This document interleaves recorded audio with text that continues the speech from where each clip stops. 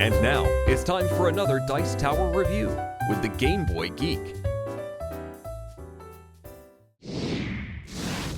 Hello my friends, it's the Game Boy Geek here. Today we're going to go off venturing and exploring. Maybe through the woods, maybe through the water. We're going to be going all over the place and we're trying to discover some lost cities. Now Lost Cities itself is actually, it's a card game, but it's also a board game. There's two different games. I have reviewed the Lost Cities card game. It's one of my favorite games that I have. And then there's the Lost City board game. So this is the board game version for 2 to 4 players. Takes 30 to 45 minutes to play. How does it differ? Is it better? Is it worse? Let's find out.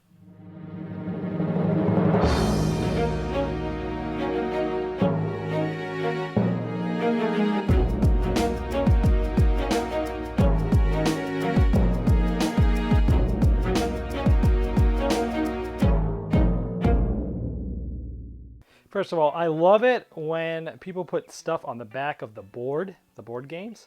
And I love it when they do art like this. And again, this is the back of the Lost Cities board game. At the beginning of the game, each person gets 5 people of their color. You get 4 adventurers and 1 big researcher of a brown, black, white, or orange. So here we have the board set up. Everybody, this is a 2-player game, puts all their people in the middle. And as you can see, there's different lost cities that you'll be trying to get to. There's 1, 2, 3, 4, 5 of different looks and colors. And just to show you, it is a very vibrant and colorful board. And some of these lost cities have some great artwork to look at as well. For instance, there's the nice little waterfalls there. And that little Machu Picchu looking area. Now in this game you start with, and you'll always pretty much have 8 cards in your hand when it's your turn. And we see cards of the different colored cities that we're going to. And we see there, each Lost City color has cards from 0 to 10, and there's 2 cards of each. So there's 2 zeros, there's 2 10s, there's 2 of every number between 0 and 10 for each one. You start with 8. Now, what you do is on your turn, you play or discard a card, and then you draw. So let's say here, I have a lot of these yellow ones here, and I have a low one here. Let's place this one first. So now when I play a card, if I haven't played this color before in front of me, I just play it without a pile. If I play a second color of this second card of the same color, I would put it down on top so you can see both numbers of the same color. In this case, I put a 1. And let's say I am the white player. I would move this here, and you can see if the round ended now, this would be worth minus 20 points to me, but I've moved 1 step up closer on that city. Now in this case, it's the beginning of the game. There's no discard piles out here, so I would draw 1 to replenish my hand to 8, and I would just draw 1 right off the top. And let's say the other players had a turn, and now it's back to me, and on my next turn, let's just say I want to put this again, I would put it there, and I would move up 1 more spot. Now it doesn't matter what number you put here, it's the number of cards. This is my second card. I put 1 card down this turn, and so I will move 1. Now you can only have 1 person on each city, so I would go here, and now I'm up to minus 15, and I get this little token here. Now there's 3 main types of tokens. This is an artifact. This is for end game scoring. I'll show you that later. Some of them just have straight points, which at the end of the round will give you straight points. And other ones allow you to just move forward an additional 1. So for instance, if the player who is black was here, and he moved up, he played a red card, moved up. Because he got this, he would take it and move up immediately another 1. Now let's say a little bit later he's here. Sometimes they chain together. I move here. The black player would move there. He takes this and moves up 1. There's another one. He takes this, moves up 1, and sometimes they can chain together. Now, you'll notice that this player is the large researcher. The large researcher, you have 1 of them. At the end of the round, will be worth twice as much. So if I ended up here, I would have 70 points versus 35 if I had just the smaller guy there. But it can be negative as well. So if this guy ended up here at the end of the round, I would have minus 40 instead of minus 20. So later on, another followed turn. I don't have any more yellow cards I want to play. Let's say I play a blue. I would just put it straight down like that. I would move 1 up the blue track. So let's say, boom, I would move up right there. Now when I'm placing cards, I can only go in ascending order. So I started with the 1, 6 is greater. Now the next card I play with yellow has to be the same or greater than 6. It could be another 6 or something greater. And the same for this one, it could be a 3 or higher.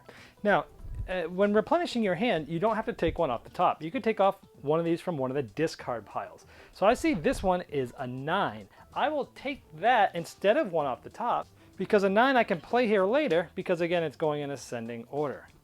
Also, when it's your turn, instead of playing a card down into your tableau and moving people, you can throw something in the discard pile instead. For example, maybe my opponent is on the white track and he's already thrown down a 3 or a 4, meaning he can't throw down anything less than that. And I don't have any good moves that I want to do right now, so maybe instead of that, I just throw this down there. So now this is safe to throw down because he can't go backwards and throw down a 2, pick this up and throw down a 2 of white if he's already up to maybe say a 4 of white, because you have to go in ascending order. So maybe on my turn I throw down here and maybe I pick this up. And that would be my whole turn. So it's that simple. On your turn, you're either playing a card on your tableau and moving one of your researchers up on that city, or you're discarding a card and then you're picking up to replace that card either off the top or off one of the discard pile. This will continue until either there are a total of 5 players, 5 people across the bridges. Each one of these has a bridge, and this shows that there's 2 people past this bridge. Now in this case we have 1, 2, 3, 4 passing the bridge, and because the bridge is here and he had passed it to get to the city. And let's say this player, the white player, played a green card, that would end the round. Also, the draw pile. If this draw pile ever gets emptied, that ends the round. Now notice in 2 players, you actually take, I think, about 30 cards out of here, so it's a little bit smaller, but that's how the round ends.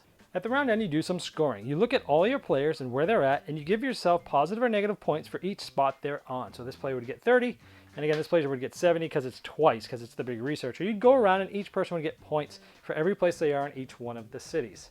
You'd also add up any of the point tokens that you've gotten. And when you get points in any way, there are these coins. So you would be getting these coins for points. And you'd also look at how many artifacts you got. For every one of those green artifacts you got, you would take one of these larger artifacts for the game for the end of the game. So these you'd keep from round to round, and you'd count up at the end of the game, which I'll show you in just a moment. At the end of after everyone's gotten all their money and their scoring, any one of these tokens that are still on the board, you'd flip over with all the ones that everybody got. So there'd be a big pile of these. You'd shuffle them all up, and then you'd put them where they go. And then you flip them over because these are always random every round as to where they go.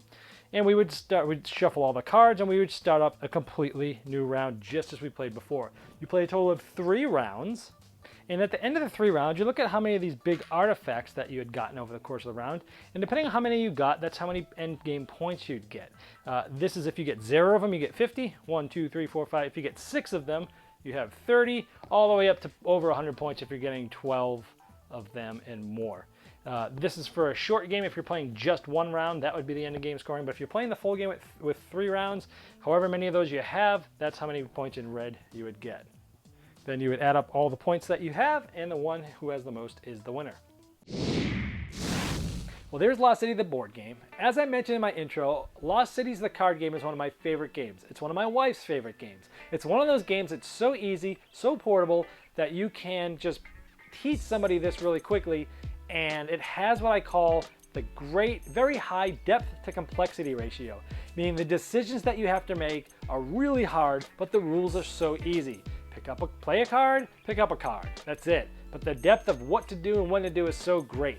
And that's why I love that game. When I said it was portable, we leave the little board that comes with the card game at home, and we just play on the airplane and stuff, make our own discard piles. Anyway, so here's the board game version. I was interested because, hey, let's play with more players, right? 4 players. Let's test it out, the board game version.